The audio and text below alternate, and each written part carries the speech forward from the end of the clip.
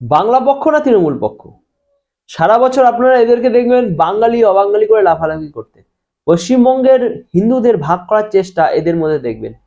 যে তৃণমূল পশ্চিমবঙ্গের গরিব মানুষের বাড়ি চুরি করলো, গরিব মানুষের চাকরি চুরি করলো, তাদের বিরুদ্ধে এদের খুব একটা কিছু বলতে শুনবেন না। বাড়ি চুরি, চাকরি চুরি, অধিকার চুরি ইত্যাদি কিন্তু বেশিরভাগ বাঙালিদেরই হয়েছে। গর্গ চট্টোপাধ্যায় কয়েক বছর আগেও তৃণমূল সমর্থক হয়ে বিভিন্ন মিডিয়াতে বসতো। আজকাল সেটা করছে না, এবং কেন করছে না সেটা বলার জন্য এই পোস্ট। এরা হিন্দু বিভাজন করে তৃণমূলের সুবিধা করে দিতে চায়। গর্গ চট্টোপাধ্যায় এবং তৃণমূলের লোকজনকে বিভিন্ন অনুষ্ঠানে আপনারা একসাথে দেখতে পাবেন। নৈহাটির তৃণমূল প্রার্থী সনদ দে এবং ব্যারাকপুরের সাংসদ পার্থবাবুর সাথে কয়েকদিন আগেই একটি ফুটবল মাঠে গিয়েছিল খেলা দেখতে। গর্গ এবং বাংলা পক্ষ ছবি পোস্ট করেছিল, কিন্তু ছবিতে তৃণমূল নেতৃত্বকে বাদ দিয়ে করেছিল। সমাজ মাধ্যমে আসল ছবিটা দেখা যাচ্ছে। তৃণমূলের অবাঙালিদের বিরুদ্ধে একে কথা বলতে খুব একটা শুনবেন না। জিজ্ঞেস করলে বলবে এরা তাদের বিরুদ্ধে, কিন্তু কীর্তি আজাদ, শত্রুঘ্ন সিনহা থেকে শুরু করে ইনসু পাঠান পর্যন্ত কারো বিরুদ্ধে এরা প্রচার করেনি।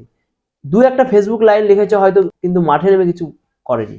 এই লেখাটা কিছুটা এই পোস্ট করা ছবির মতোই। রাস্তার হকারদের আক্রমণ থেকে বিভিন্ন রকম কাজ করে এরা, কিন্তু ওয়াকফ বোর্ডের কলকাতা দখল নিয়ে এদের কোনো কথা আপনারা শুনতে পাবেন না।